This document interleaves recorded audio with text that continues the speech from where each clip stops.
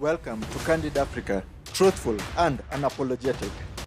In Africa, yes, because there is a policy of the American government. It's called the Kissinger Report, which was produced in the mid-70s when Henry Kissinger was involved with the government. And it explicitly states, which to this day, it remains the official policy of the American government. It has not changed. May not be implemented by Trump, but it remains the same. That the purpose of the foreign policy in Africa was to reduce the population. So to give aid to countries in Africa, not clean water and schooling and things like that, but contraception and abortion, in order to shrink the population of Africa because they have great mineral resources there. That sounds diabolical. It is, yes.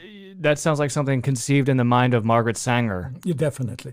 And so at the time, Kissinger and those involved with the Carter administration wanted to shrink the population, make sure that the Africans do not develop and do not use the resources for themselves, because we in the States, we need them. There is a concerted effort of foreign powers to control the population of Africa.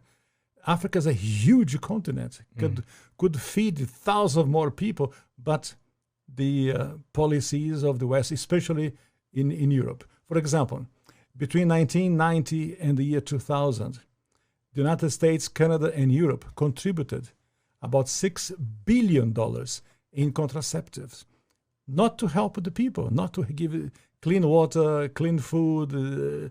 That is not to fight malaria, for example. No, of course, perish the thought, never. Yeah. Let them die. That's the whole idea. So in our work in HLI, we denounced this reality to make the Africans aware that they have to defend themselves against the influence of foreign powers. Is it just the United States, or do you believe that China is also playing a role in jockeying for the resources of Africa? China is playing a major role because China is buying property in Africa. For example, in Mozambique, which is a Portuguese-speaking language country, when Portugal was in charge of Mozambique, they used to export rice.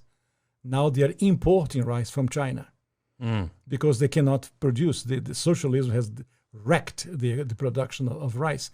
And the Chinese come and buy farms. So about almost a third of Mozambique belongs to China.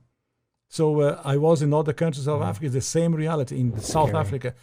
The Chinese are buying property, buying land in Africa.